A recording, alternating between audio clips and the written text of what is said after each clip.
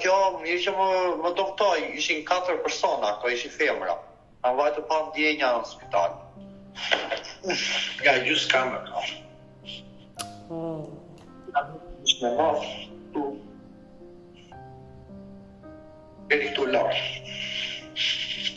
E të denoncoja shtetin, aja kishte vllajin gjyqtar. Unë isha i pafuqishëm me ata. Thjesht jam kërcënuar nga njerëz të saj, më thanë mua po bëre denoncim, do vi, do të presin dhe kam tjera, thoshte, edhe kam në tjetër, t'je këtë sakë.